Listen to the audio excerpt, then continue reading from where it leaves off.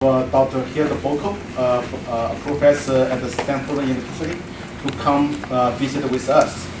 And Dr. Borko is a very well-known scholar in this country, and she has done a lot of great work in math education, also teacher education. And she is also a member of the National Academy of Education in this country. And she was the president of AERA, which stands for American Educational Research Association.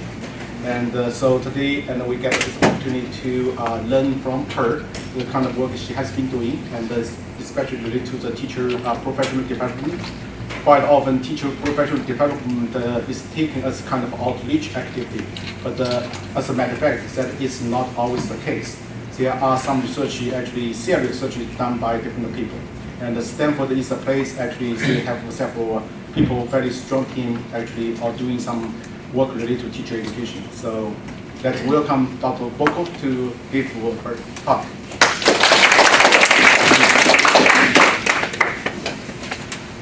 Hello, everybody. So I'm going to talk today. I'm going to first make a case for the importance of professional development, particularly in these times in our country, and then talk a little bit about the work that my colleagues at Colorado and I did developing a model of teacher education, professional development, and then a model of preparing professional development leaders. Can you hear me? Will you go like this if you can't hear me? Okay, thanks. And I'm trying to learn your technology, which is always a little bit different, so bear with me if I stumble over it. The bottom one. That? No. That. Okay, so this is just a quote from an article that my colleague Jennifer Jacob, Karen Kellner, and I wrote for an international encyclopedia of education, basically making an argument for the importance of professional development, which is to say if we want powerful learning opportunities for kids, we need powerful learning opportunities for teachers, and this has to be a lifelong opportunity for teachers, the idea of learning to teach.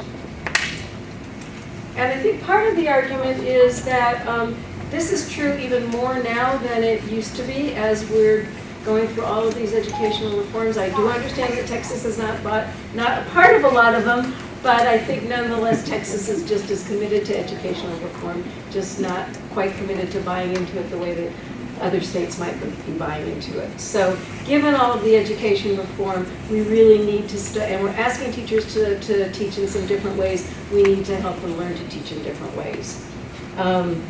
These are probably going to be a little bit less relevant here. This Paolo's Sage, I can never pronounce her name, Sejan, is a colleague of mine in mathematics education. She and a group of people brought together a conference funded by the National Science Foundation to look at what do we need to be doing in professional development in order to get people ready for the Common Core state standards. And this is kind of the summary statement in the article that they published in Journal of Teacher Education. So I'll let you read it for a second.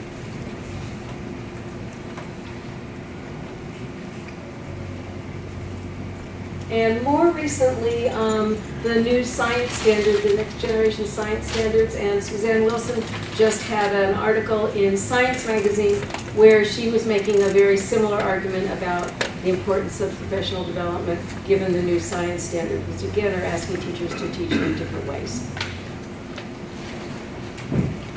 We'll go through this one really quickly, which is just to say that you see, if you go on the website and search for Common Core Professional Development, everybody and their brother, sister, aunt, and uncle has a new form of professional development. States do, publishing houses do, there's a Google feed for it,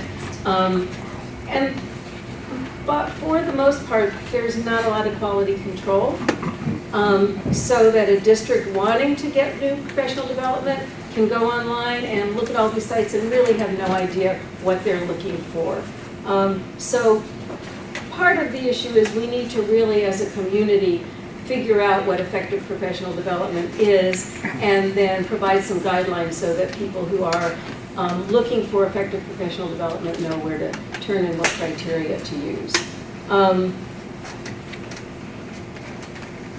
So Karen and Jennifer and I did a big review of professional development literature, and we came up with really two sets of characteristics that if you look across most of the professional development research, these come across as fairly consistently as characteristics of effective professional development. They're not going to surprise anybody here.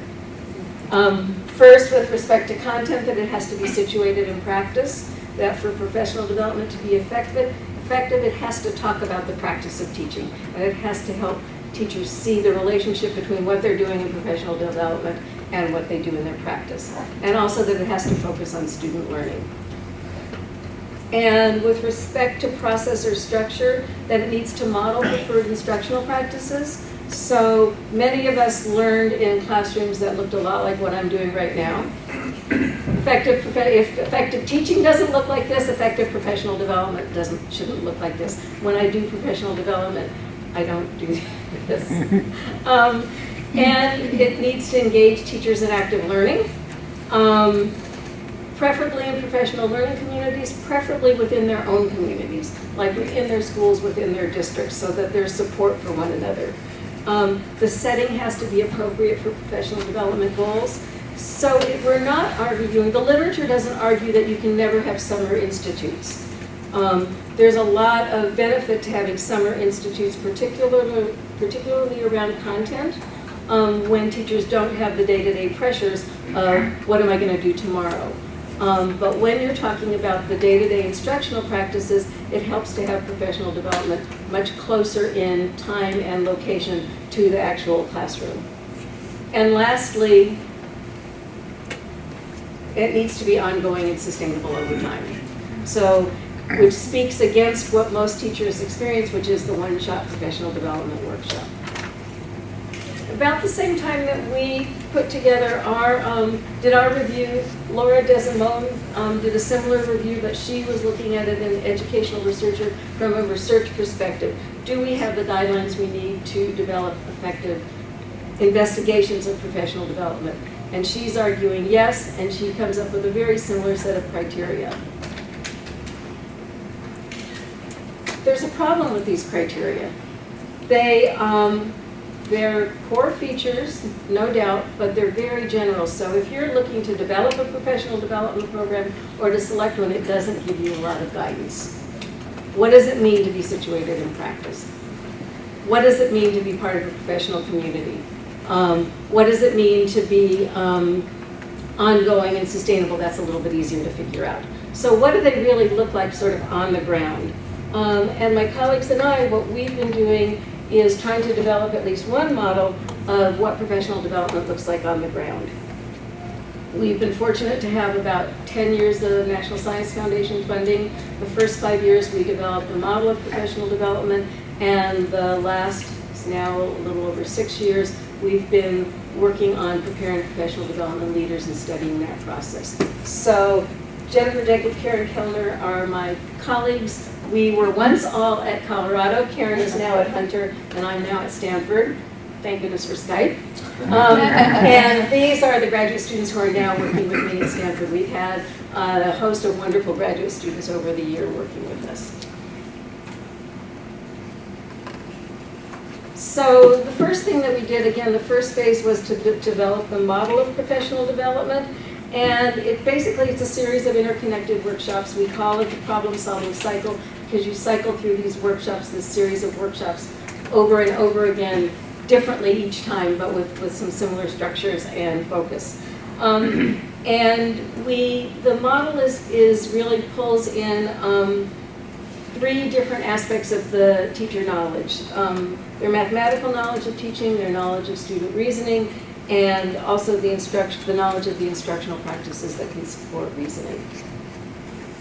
This is the graphic that we've developed, and I'll just walk you through it quickly and then tell you a little bit more about each of the workshops. So basically what I'm going to do is tell you a little bit about the structure of the professional development, and then the structure of the preparation for the professional developers, and then a little bit about the research and how we've been going about doing our research and our findings. So first thing people do is they solve a mathematical problem together in a group, exploring the underlying mathematics, exploring what are the mathematical requirements of the product of the problem, how might you go about solving it in different ways, and designing an adaptation of the problem and a lesson around the problem to teach in their own classrooms. We work with middle schools, so we want a problem that's going to work for all grades of middle school. They teach the problem and they're videotaped. Then the other two workshops are based on close analysis of video clips, not entire video lessons, but we take video clips from the teacher's own lessons and use them to explore student thinking, and then use them to explore instructional strategies around student thinking. One thing that I've learned talking with people about this model and comparing it to other models is what it isn't is a coaching model. So we don't use video to coach teachers about what they might do differently. We use video as an instance of a learning and teaching situation that we can all learn from in terms of thinking about how to understand student reasoning, how to push student reasoning forward. So here you have a picture of teachers solving a problem together. So again, they solve the problem. They work in small groups to solve it, to explore the mathematics. We encourage them to use different solution strategies and think about the relationships among the mathematical relationships among the solution strategies. And again, to plan a lesson. And here you see this person working with a small group of students in his class, and you can tell they have some of the same manipulatives working on the problem. So he's then taking the plan into his classroom, and it's videotaped. So here is an example of a type of problem that we use. I'm going to give you 2 minutes to just read through it and start to think about it. It's one that we would take an hour with teachers to work on, so we're not going to actually solve it, but just think about it.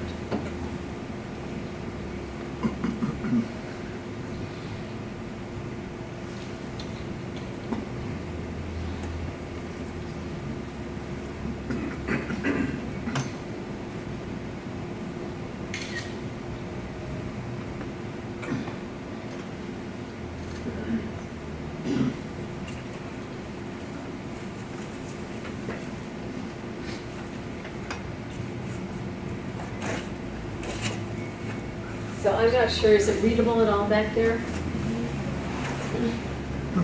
More or less or less? You can read it. Or I can read it. Oh, so basically what it is it's a snake with an expanding ring pattern, and you're asked, if this is here's the first stages, what would the next stage look like, and the next stage and the next stage. So any ideas why this might be the kind of problem we would pick?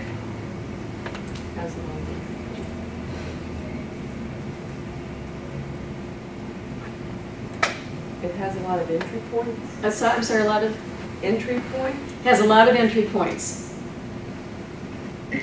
So you could, one way of thinking about it is there's a lot of different ways you can approach the problem. The other thing, and I'm guessing you can't read this, but the last question is, can you find the number of rings at any stage? The number of white rings, the number of black rings, and the total number of rings. So it also has a lot of exit points. Students could end by looking at just what patterns do you notice, or they could take it all the way to finding an expression for any number of rings. So one of the math leaders that we were working with, when he asked the teachers in his group to work on the problem, another aspect of this problem is that there are lots of different ways to go about solving it.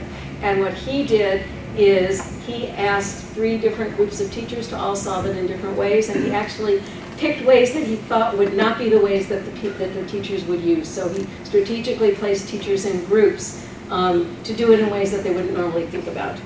And I know you're not going to be able to really see this. So this is the pictorial representation where he said to them, I want you to start by drawing a picture and figuring it out from there.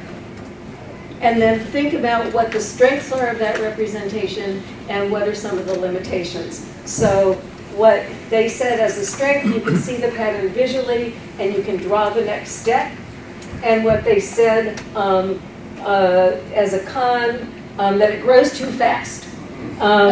So then you can make mistakes easily when you're drawing it. And actually what they got to here is they got to the stage of describing the patterns that they saw in the first few stages, and they didn't get any farther than that. They were stuck with how long it took to draw. The next group was asked to use manipulatives. So they actually were given 1-inch cubes, and he gave them only 2 colors so that they would be able to see the patterns more clearly, and they were building it, physically. And what they decided to do is to create a table as they were building it. And what they said was the benefit of tactile and the division of the rings is easier to visualize when you're actually drawing it. But the students would struggle in the transition from, okay, now I've got this thing here, what do I do with it? And they did get as far as coming up with an expression for it.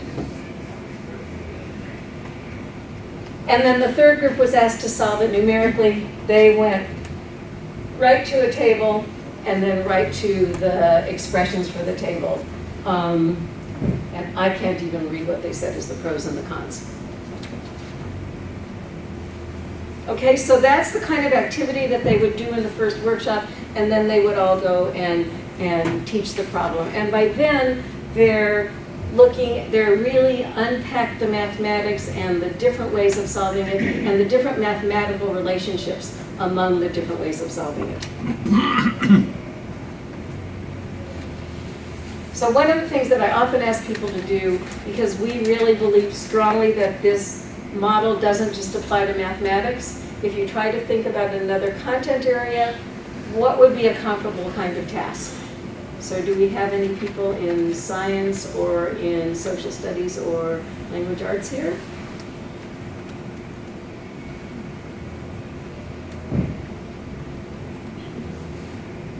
Anybody? Yeah. Well, in teaching writing, you can take a similar approach in examining what an author has written and what seems to be the aim of the communication, and then ask students to discover other ways to arrive at the same aim. So what would be our tactile opportunity over the actual words? So using language, and instead of blocks, we have words available to us.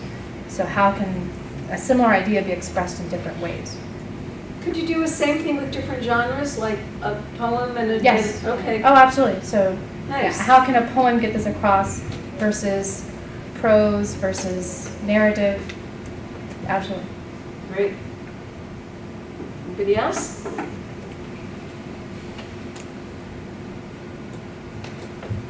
Another example is original text in history, that you can give people primary source documents and ask them to really explore those documents in a number of different ways. You know, what were the people trying to say? What are the arguments? How do you know? And what perspective you can give them 2 documents written about the same event from different perspectives. So you can start to see, you know, it's the idea of a rich task with multiple entry points, multiple exit points, multiple ways of approaching it. And there really are tasks like that in all of the different content areas. Okay. So in the next workshop, we focus on student learning, student reasoning. The typical kind of video clip to pick is a video clip of students working together in a small group. It might be a situation where they're stuck and they're going round and round and they don't quite know what to do, and we could ask questions like, what do you think each student understands and doesn't understand? What might be a next step? We've had some fascinating video clips where you see one student explaining a solution to the other students. In this case, he's explaining it to the others and they don't quite get what he's saying, and another student goes in and tries to explain what he did. And so you watch the students' interactions trying to figure out each other's reasoning. We have another one that's one of our favorites, and these are all the kind of, it's not that it's a favorite clip so much as a favorite kind of situation that there's always going to be clips for. So another kind of situation is 4 students working together, 2 of them have different answers, and the one who has the wrong answer convinces all the others that theirs is right. And then walking up to that situation and really trying to unpack, what do you think happened and what was their reasoning? And in this particular situation, this young man was solving the problem in a way that none of the teachers had solved in the first workshop. So then they've gone back and tried to reconstruct the mathematics. And what you see on the whiteboard here is each of them coming up with a solution strategy modeled after his to try to unpack what it is that the students did. And they spent about 2 hours on this.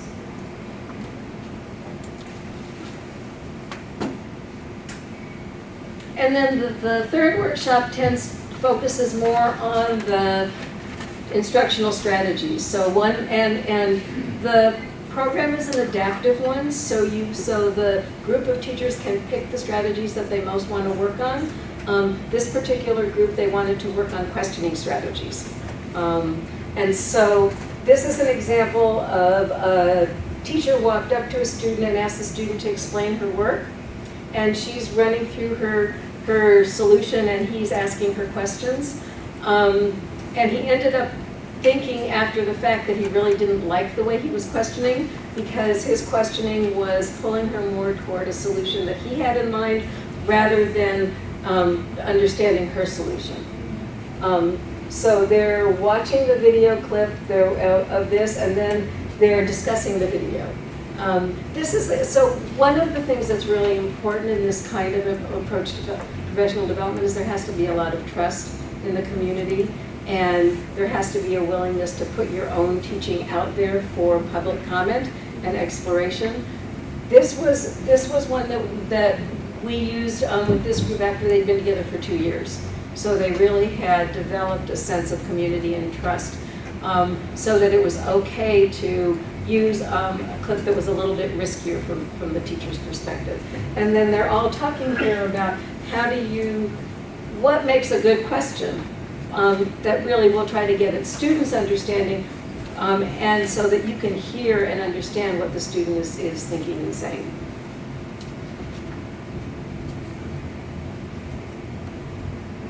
Okay, so that really quickly is the model of professional development. Several principles. It provides a common teaching experience. It's situated in the teacher's instruction through artifacts. The most common artifact that we use is the video. We also will bring in examples of student work. Central role of community in determining how and what people learn. Long-term and ongoing, and adaptive to their needs and priorities. So before I go on to talk about how we work with leaders to develop their capacity to do this kind of professional development, questions about the model? Yeah. I've worked on a project led by Jerry Cullen here, a middle school math NSF multi-year project doing very similar things to this. Teachers were sustained over summer during the prior year. They were videotaped during the year on lessons they had been working on or developed primarily in summer. And they came back, reviewed videos with their peers, not broadly and so forth. But one of the issues that came up, since these were across multiple districts, was the districts had different curricula. They used different textbooks, and they had to try to fit these into the curriculum they had. And I'm just curious, in terms of what you did there, what kind of a problem that was, or was this all within district and it's all copacetic? Yes and no. It's all within district, but that doesn't mean it's copacetic. Was it the leaders at the school level? Different grade levels is a big one. So we argue that the kind of task we choose, first of all, we argue that we're asking the teachers to teach 2 problems a year. So the professional development goes for a semester, 1 workshop around the mathematics, depending on how long you have for the workshops. If the workshops in a school are only an hour, we suggest 1 hour to actually work on the problem, 1 hour to do the planning, and then for whatever other time is available during the semester, they bring back different clips and analyze the clips. So that's part of the argument. The other part of the argument is that for the problems that we work with the leaders to select, they can be approached in multiple ways, and there's multiple levels of mathematics involved in solving them. And now with the Common Core, what we've started doing with this model is saying, okay, there's 8 Common Core math practices. You can use this problem for all 8 of them. So now, as a group, pick the practices you want to work on. Or each individual teacher pick the practices that you should be working on now, given that you're working in 6th grade and it's October. It's a battle. And usually after we've worked with a group, or the leaders have worked with a group through one cycle, they start to understand the value of all having the same experience. So it's really convincing, having them see the value of a common teaching experience. But the district that we worked in that I'm going to talk about next, they're actually working around this now, and they've decided to do grade level specific problems because they're a Common Core district.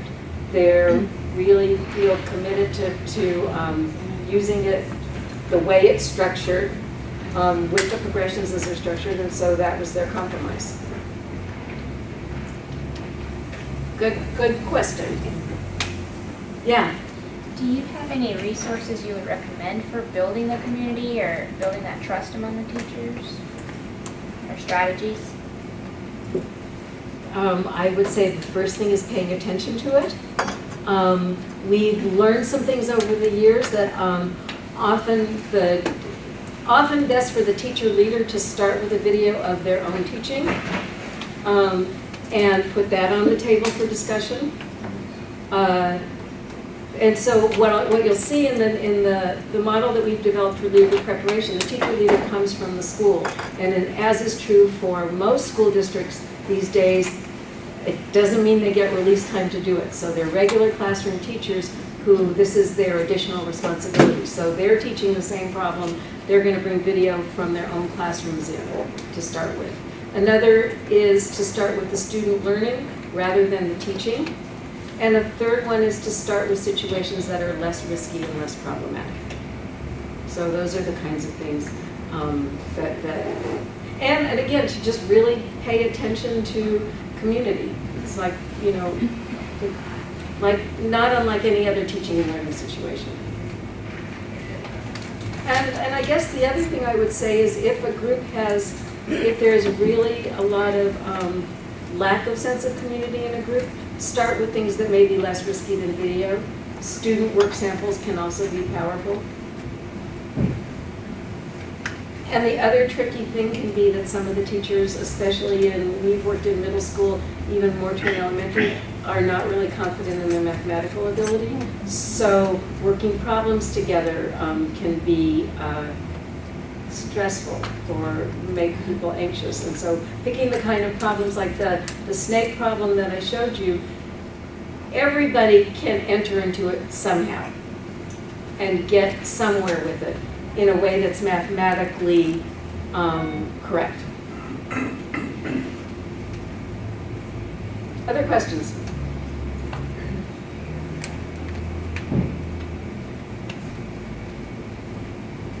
Okay, so now I'm going to talk a little bit about the second component of our program, which is developing teacher leaders. Because one of the issues is, okay, this is great, but does that mean that every group of teachers you're going to have to work with yourselves?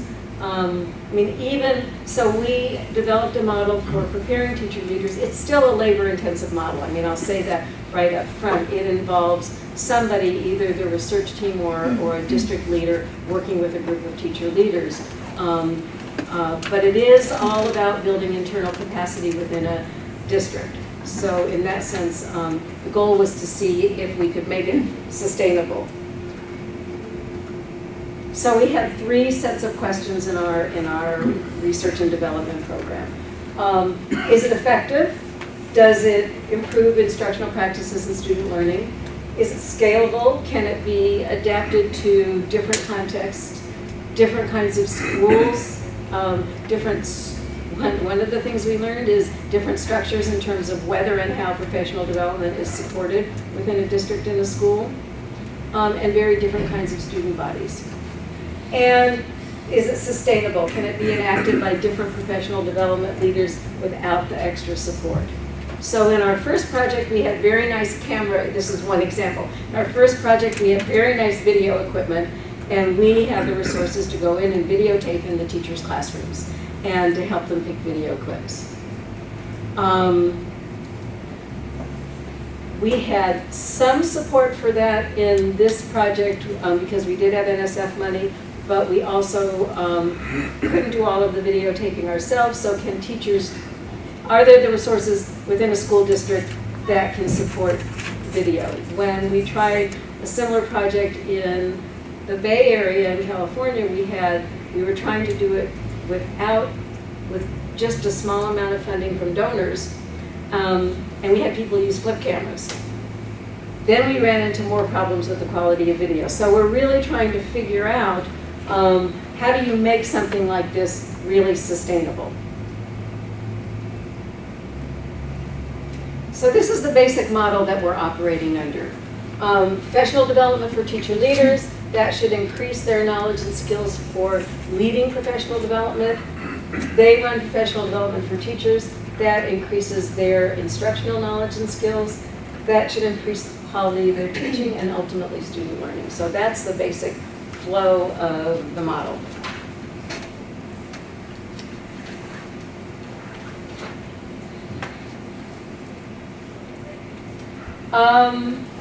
So this is the model that we use.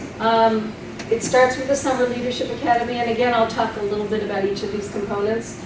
Then we have a leader support meeting. Well, actually, then what happens right in here is the teacher leaders will teach the problem that they're going to be working on and be videotaped.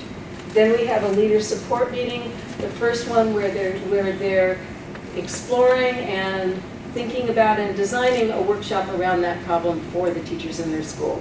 Then they conduct that workshop, and then the teachers are all, or some group of teachers who are willing to be videotaped, are videotaped, and the leaders get the video. Then we have another two workshops where we're working with them to select video and to plan the video-based conversations.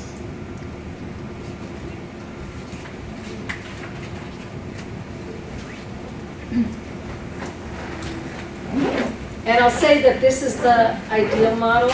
We've been in situations where, in fact, in our project, where people couldn't come to the summer workshop, so then they missed part of what they were doing, or the school district at the end, they said we can't really afford 6 days where we're pulling teacher leaders out of the classroom. You can have 5. So this is the ideal, and then you work within the existing structures. During the Summer Leadership Academy, the first thing that they do is they work a number of different problems together as a group and select the 2 problems that they want to work on that year with the teachers. And that's been very interesting to us because we'll bring in like 5 or 6 problems, and we might predict which 2 they're going to pick, and we're wrong on at least one of them. And their reasons often make a lot of sense once you see how they're all working on the problem and thinking about the problem. So they think about, what are the mathematical affordances? How does this fit into our curriculum? How does this fit into the district priorities for the year? Okay, and then we use, my colleague Pam Grossman has a model that she's developed for teacher preparation that she calls approximations of practice. That's been very successful with pre-service teachers. So you help people more closely approximate the practice that they're actually going to be engaged in. The first step is modeling, the second step is role-playing, and the third step is rehearsals. So that's kind of the organizing framework that we've used working with professional development leaders. So the first thing that we would do in the Summer Institute is model facilitation of video-based discussions. So we would pick a video from a previous incarnation of the problem-solving cycle, introduce them to the problem, or if it's a problem that they've actually worked on, we'll pick video from that, and we'll lead, one of us will lead a discussion around the video, and then we sit back and unpack it with them. The next thing we do is actually, this should say role playing, so we'll have them pick a video clip that they want to do, that they want to work with, plan a discussion around it, and lead the discussion with their peers, and we debrief. And it's role playing because it's not one they're actually going to use. It's one that is kind of a convenience sample. And that occurs in little mini cycles in like a, typically it's been like a 4-day summer workshop. Okay, and then in the first leadership support meeting, again, they prepare to lead the workshop. They've now already taught the problem themselves, so they have a sense of the mathematics of it, and now they're trying to think about how they want to work with that problem with the teachers in their school.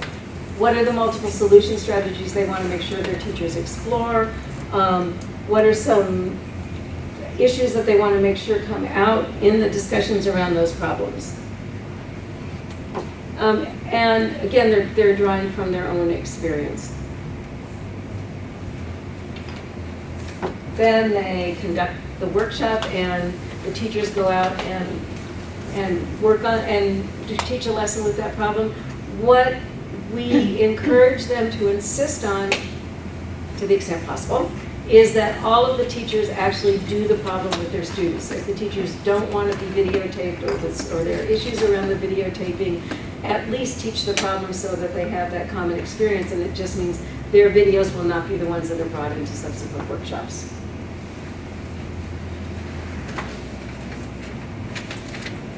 Okay, and then in the second leader support meetings, these are really about the rehearsal notion. So we have them identify the goals for the workshop.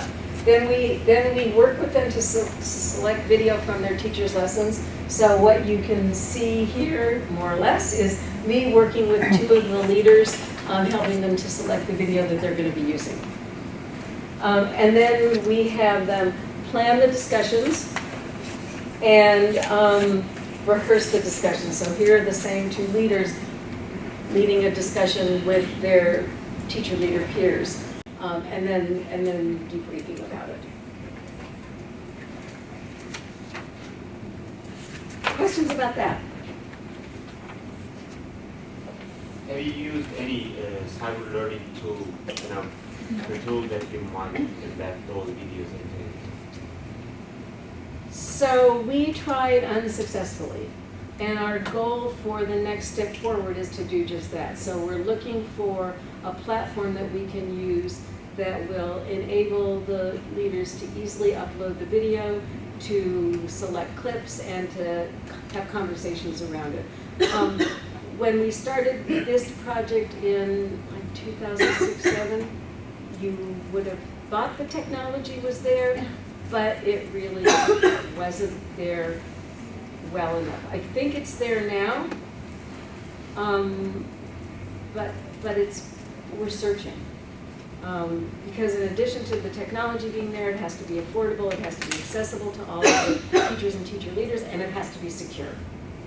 And so far we're actually at Stanford now, we're considering developing a platform that will have all of those things.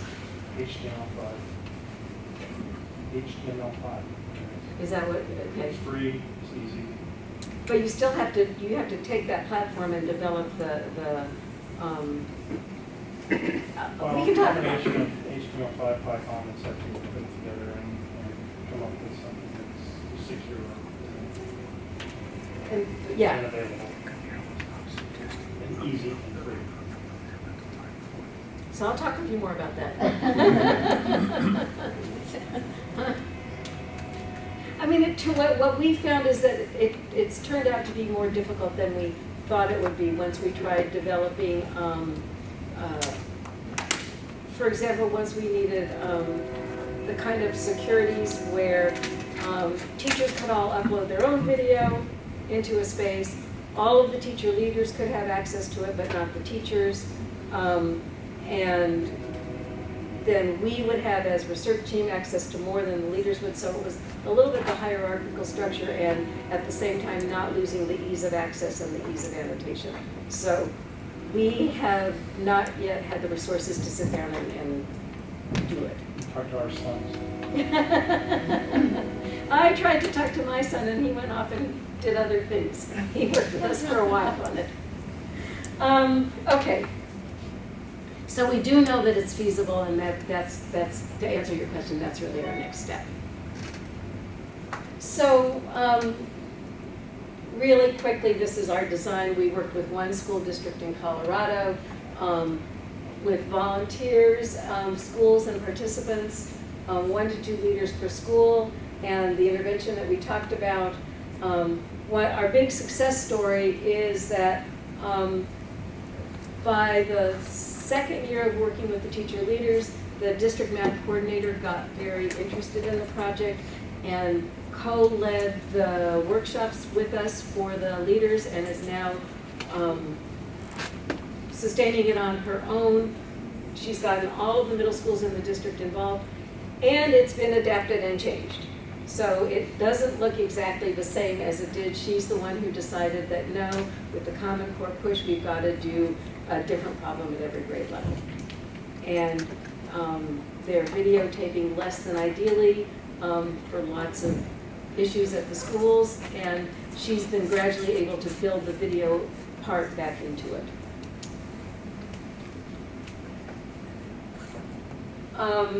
We have 2 big research agendas. The first research agenda is around what does it look like in terms of impact on teacher knowledge and impact on their classroom instruction. The second big research agenda is on the preparation of teacher leaders. So give me a little time check. Yeah. How long do you want me to go? Okay. This goes till 1:30, right? Yes. Okay. Yes. We have that. So, okay.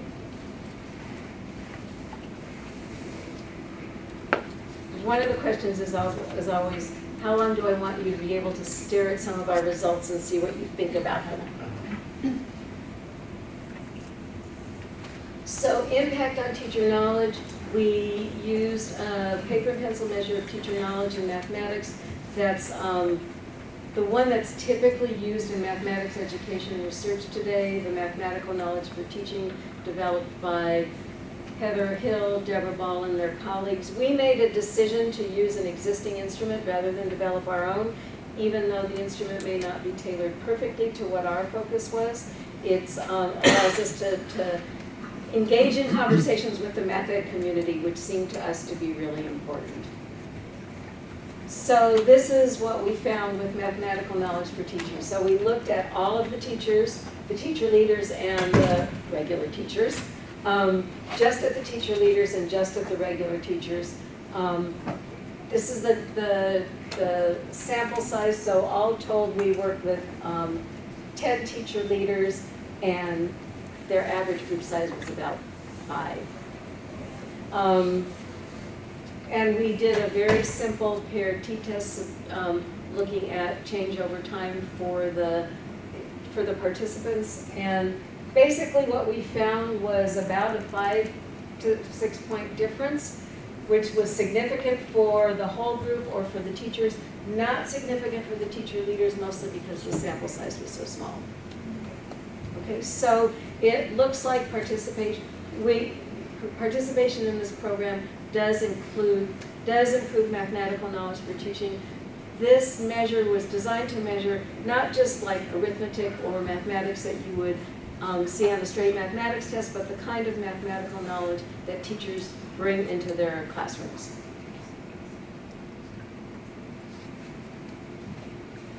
And we also found that the PSC can impact teachers' instructional practices.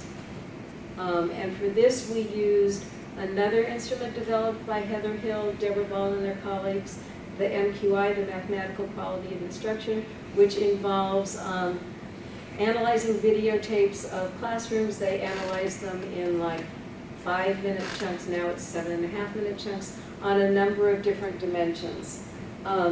We found a mixed bag. We didn't find changes in all of the different dimensions. The main dimensions that we consistently found change in was working with students. And we attribute that to the fact that the PSC had so much emphasis on understanding student thinking and looking at and thinking about instructional moves that will be successful to elicit and build on student thinking. And we found, so we also videotaped, in addition to videotaping their PSC lessons, their lessons around the tasks, we videotaped them at other points during the school year on any lessons. We just asked them to tell us to show up when they were doing instruction. So we didn't show up on field trips and tests. And usually that worked. So here's an example of what we found. This is looking at the teacher leaders. So the solid lines are their PSC lessons. The dotted lines are their regular lessons. And these are 3 of the different indicators in the dimension of working with students. Remediation of student errors, which is the gray. Responding to student math productions, which means what are the questions that they ask after students have said something. And working with students in mathematics, which is kind of the general indicator. So what jumps out at you on this?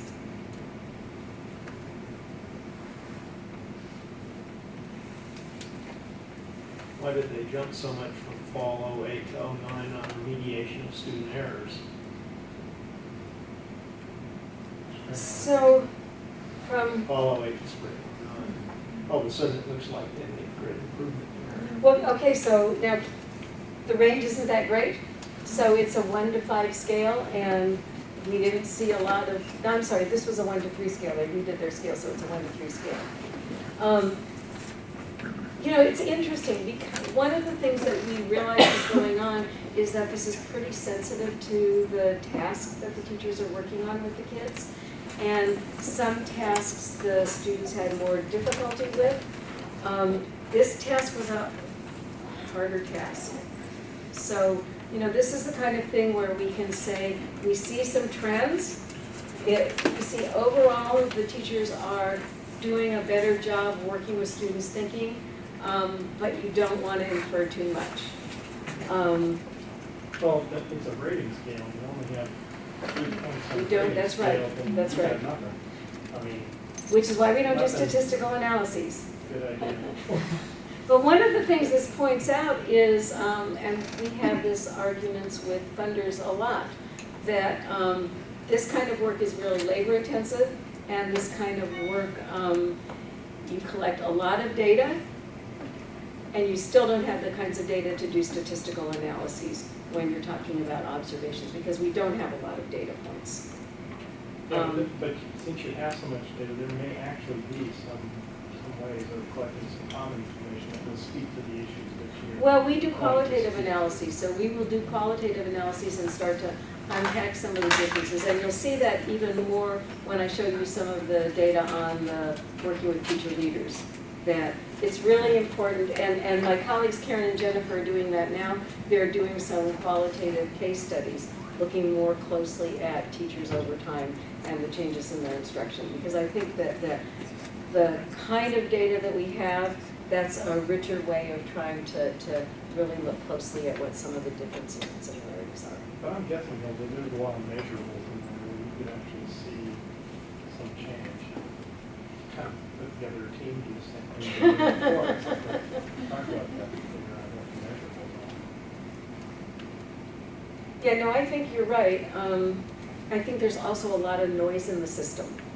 There's a lot of noise in the system due to what's the particular task, who agreed to be videotaped and didn't agree to be videotaped, you know, what happened in the school during their lessons. So there is a lot of noise which goes with doing classroom-based research. So let me back up a second. Spring 2008, I didn't mention this to you, but in the first incarnation of this, we decided to work with the teacher leaders first as teachers.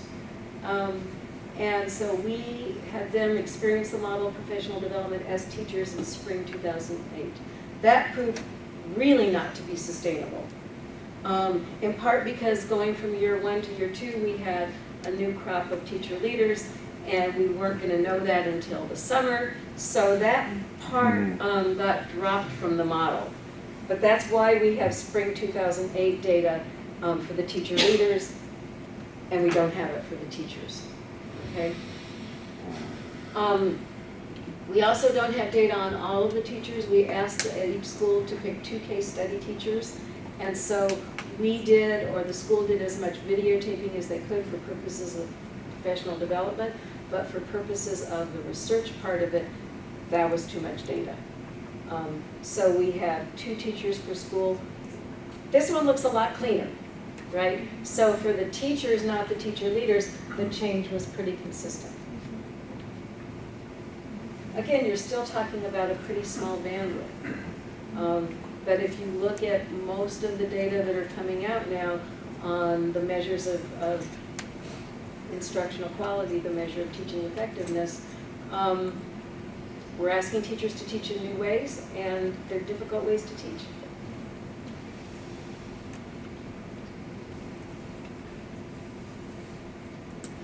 I mean, whoops. Questions about the impact of, oh, I should also say that we're still trying to figure out the student data, because if the teacher data were messy, the student data are even messier. One problem is that we only had access to standardized tests, and standardized tests don't measure the kind of changes in student thinking. We all have high hopes that with some of the new assessments that are coming out, they will do a better job at measuring student. I know. the promise is greater than what they look like right now. Agreed. But I think they still look a little bit better than the standardized tests we're used to seeing in terms of trying to get at student reasoning and student thinking. So that's one big issue with the student outcomes. The other issue is it takes time for teachers to change their instructional practice, and once you try to make big changes, often it doesn't work so well at first. I mean, I still remember the first year I decided I wasn't going to lecture anymore in college, and what my teaching evaluations looked like that year were really not very good. And the same is true for teachers. They're trying to learn a new instructional practice. The first year is kind of trying it out. Then it's taking ownership of it, and then it's being ready to roll with it, starting from the beginning of the year and having a good sense of how it's going to play out. So most of the literature suggests that for changes in teaching practice, we should expect to see changes, we should hope to see, and reasonably expect to see changes in student outcomes by the 3rd year. Especially if you're talking about really pretty substantial changes in teaching and substantial changes in the kind of student learning. So any questions about that, about this? Yeah. Well, and that's with ongoing support That's right. for the teachers over that 2-year It is. period. Although the reality is, if you think about it, I would say that the ongoing support was about the minimum that you need for professional development, because it turned out to be only about probably 20 hours during the year. And that's not all that much. I think that that's really a bare minimum, but it's all that the schools had to offer, because it didn't replace everything else that they were responsible for doing. But yeah, that is with ongoing support, and it is with the creation of a community within the schools. And too, I've been in the classroom more recently than all of this, but I would say that it was very specific support though. Yes. I mean, when you expect a change, a lot of times what I see in my role now as a coordinator and teacher prep and stuff is that they don't get the specific support in changing over to a whole different way of teaching. And so then it stays messy for much longer than 3 years. So I would think that your program would have been very good at that, to Yes, so her comment was about they got very specific targeted support, and I think where we realized where we were best at targeting the support was around the student thinking. And that is where we saw the most consistent change. And that probably is where we could unpack more specifically and find some quantitative data, or find ways of mining the quantitative data.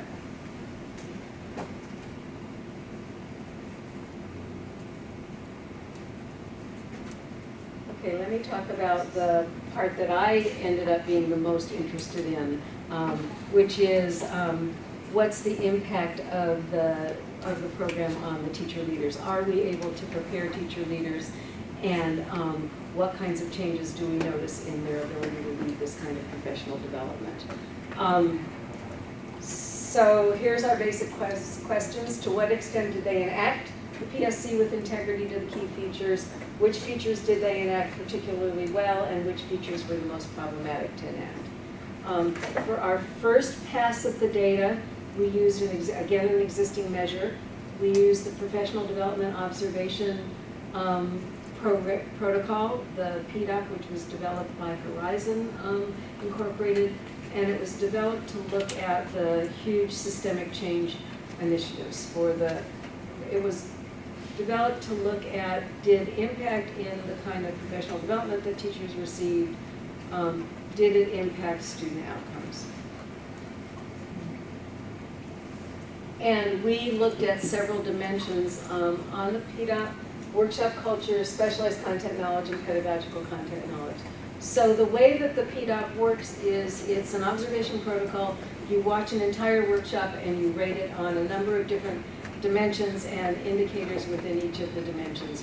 What we did is we took the basic structure of it, and it was designed so that you could modify it, you could add indicators, and you could also take away indicators that weren't relevant, and you could take away whole categories that weren't relevant. So we did modify it and adapt it to better fit our professional development program. So now this is going back to that question about community.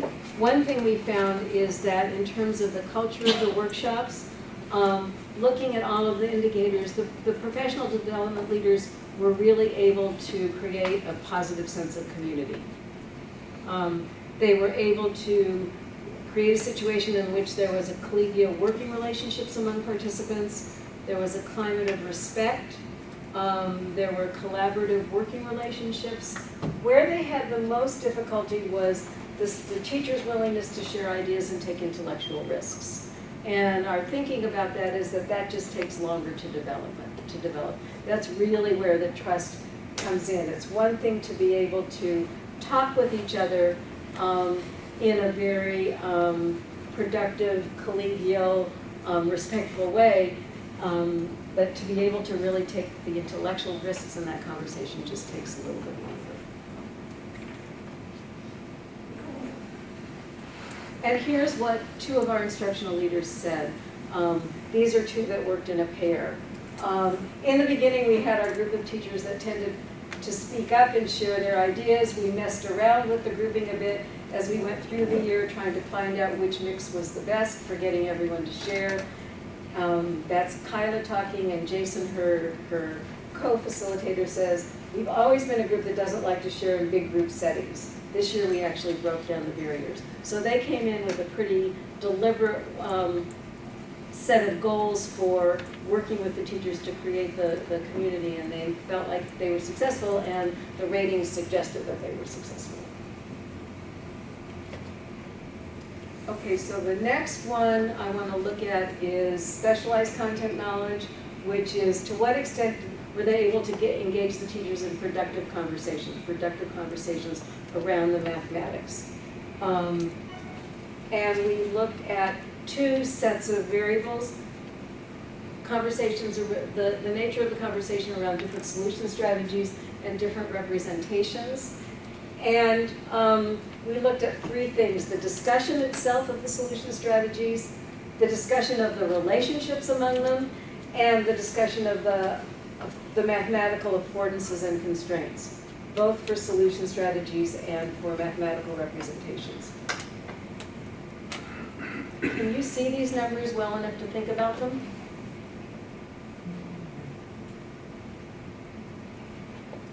Yeah. Can you see them well enough in the back? Okay, so what do you notice?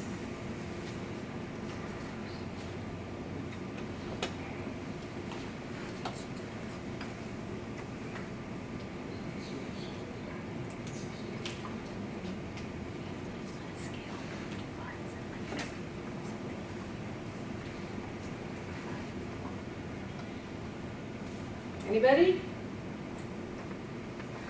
Yeah. I have a question on the things that, the K and J, what is that? So Kay and Jay are Kyla and Jason. It turned out that they were the only group that chose to work in pairs. Okay, And so they're a pair of facilitators, so we rated their workshop. There were others, they Mandy and were Jordan were consistently actually, above average, working in a pair. Mandy and Jordan were actually at the same school, and they chose not to work as a pair, but to run separate groups with different grade levels. Issues. Okay, so you notice some individual differences, that some are stronger than others. I'm going to come back to that one when I talk about the kind of analyses we're doing now. That one was hard to make sense of with just the overall ratings. What else do you notice?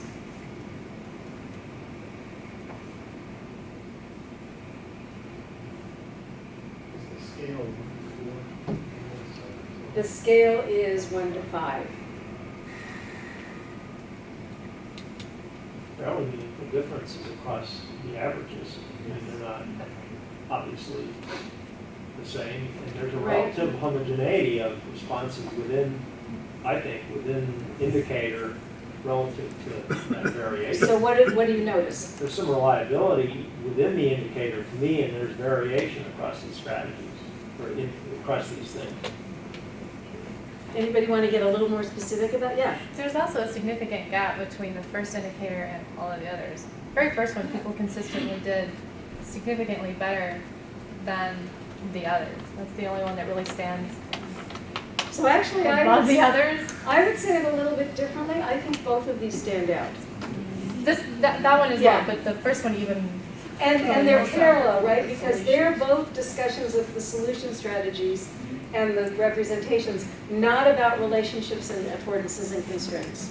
So one of the things that suggests is that it was easier for them to get the ideas out on the table than it was for them to really start unpacking the ideas, which is something that we've come back to reflect on a little bit more. Okay, so yes, definitely solution strategies were easier than representations. The scores were higher, at least for getting them on the table. But then easier to get things on the table than to Yeah, but unpack if you them. look across that, it's like, it's really just those first two folks, J and M, on 4, their scores are dramatically different. But if you look at R, CRC, and KR, K, and J, pretty consistent, maybe. I think there's, I think that there's more difference. There's still some consistency within indicator that's different than between indicators. For pretty much for all of them. Because most of them are still going to be higher on these two than they are on the others, if you look at the individuals. So I'm not sure, is that what you're? Well, we could have a couple of J and M over there, except Yeah. they're different. If you took a mean for the remaining ones, it's like the difference between the two averages would be less for those two. Sure, and yeah, and there's Except for always, those two people. there's always there's always going to be little, small differences like that. Those are the ones we can't really unpack until we start looking closely at the individuals. So, but broad brush strokes, I think, what we see is definitely differences between the facilitators, and I'm going to argue definitely easier to get ideas out on the table than to unpack them with some qualifications. How are these values awarded? Is it self-rating or is it? No, okay, so that's a good question. So I had a team of graduate students and me, and we worked individually. So it's us rating the videos. So we watch the videos. Thank you. And we rate them on all the indicators, and We did this until the three of us had high agreement. We had to throw out some of the indicators. We had to revise our coding scheme, or our rating scheme, our definitions. And when we got to the point of really high reliability, then I backed out of it. And the two of them each rated individually, and they came together periodically and rated a couple of them, and just to check their reliability. Yeah, so it's definitely a typical researcher rating So that system. would argue that we like this better. Better than, Well, better than self-ratings or something like that. This is much, we can trust these I values. would say we can trust it more. I don't want to say we like it better. It would be interesting to have them rate themselves, and then to have that be the basis of a conversation too. And I can tell you that some of them were much more confident than others too, and with reason.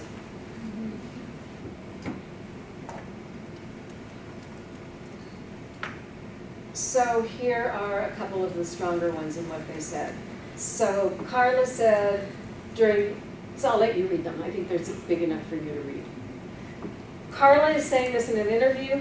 Kyla is saying this as she introduces the task to the teachers in their group.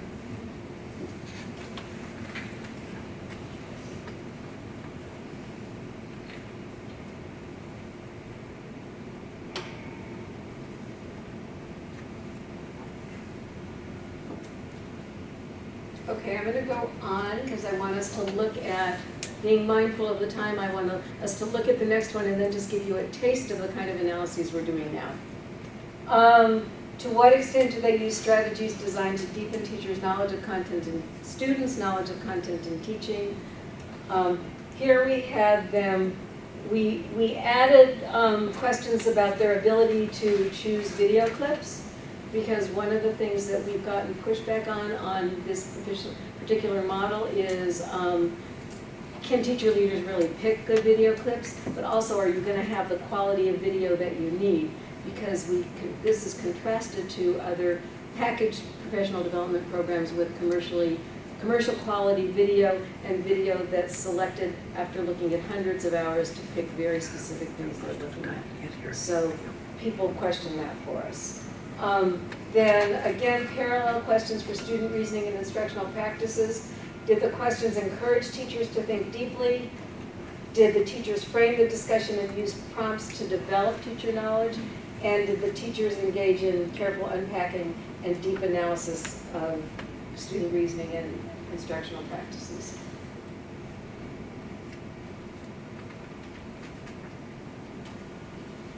So if you just focus on the averages, I'm going to just talk you through it so I can get to a little bit. I know some of you really want to study this. One thing that's going to jump out is individual differences again. And another thing that's going to jump out is they did better in general selecting the video clips than they did engaging people in conversations. It's not that the conversations were bad. It was an average of a 3.5 on a 5-point scale. But what we noticed qualitatively is that they were able to get the discussions started, to launch the discussions, and then they fell flat. So they couldn't keep the discussions going to really unpack the student thinking or the instruction. Not to say that they couldn't, but not as well as one might have liked them to. And again, really big individual differences here. Again, Kyla and Jason are going to stand out. Mandy's going to stand out. Candace. I'm trying to remember her pseudonym. And part of what happened with Candace is she's the only person who was not either experienced with professional development or a department chair. She was we had the principals select, or the teachers, and this principal had some motives about wanting her to become more confident in this kind of a role. And the department chair was very powerful, so it wasn't ideal. So we also learned some things about working with principals and district people in the selection process. And what dashed lines just means that for whatever reasons there wasn't video that day, often because of technical difficulties. Mandy, the strong one. I'll let you read it.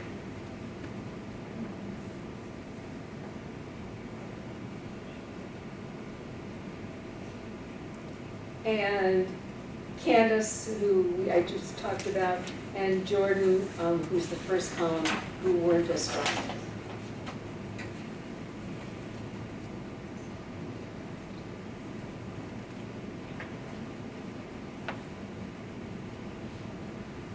So one of our big takeaway messages from this was we need to do more in the preparation of teacher leaders around this notion of discussion. And Mary K. Stein and Peg Smith have a wonderful book on engaging students in mathematical discussions, where they use the analogy of teaching as improvisation.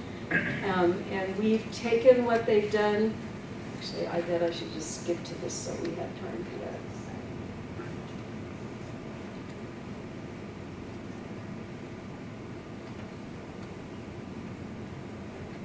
Oops.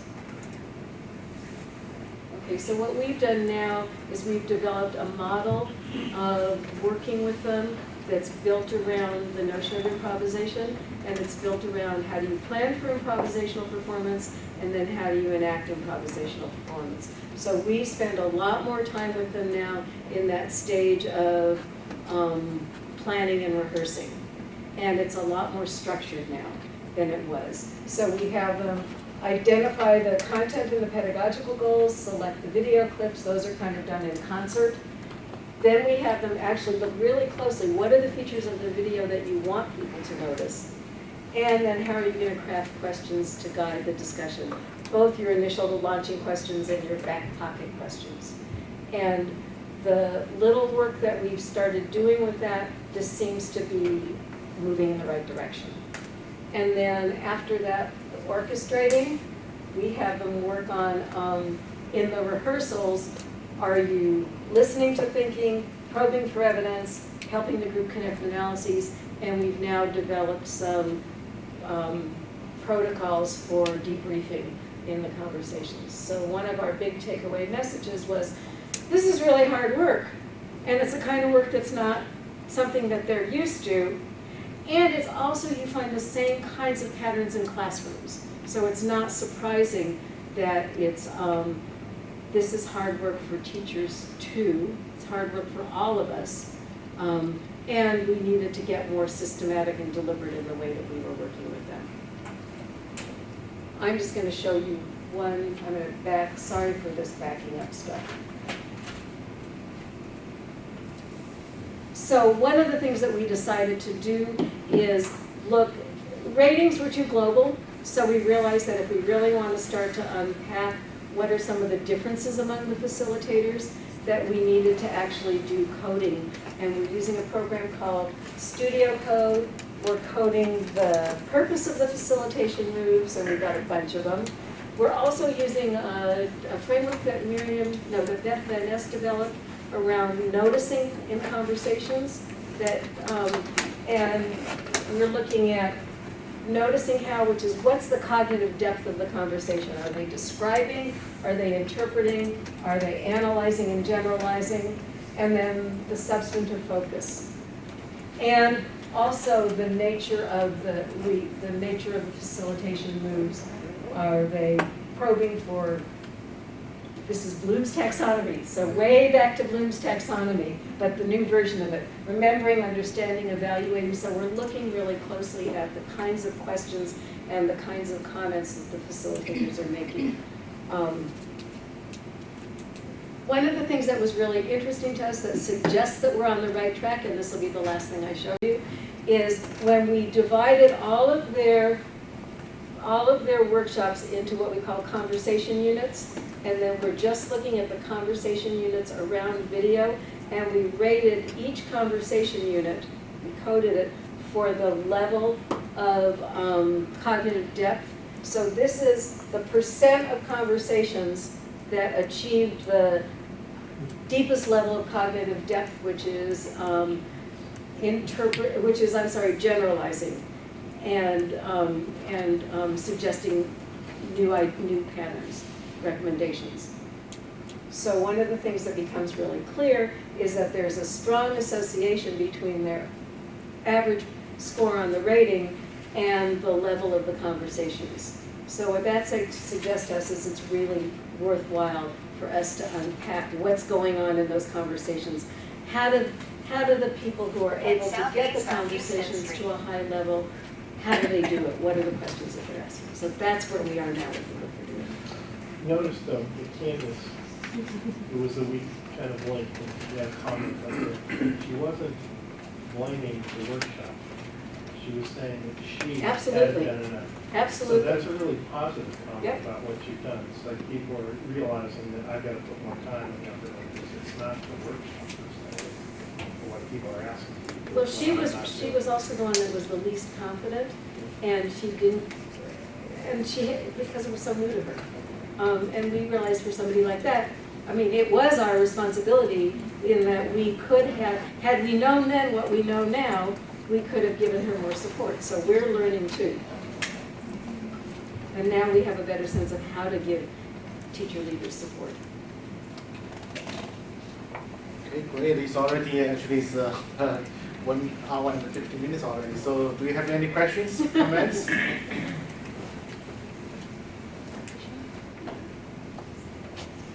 Okay, you looks like it's all asked some questions already. So let's give another one.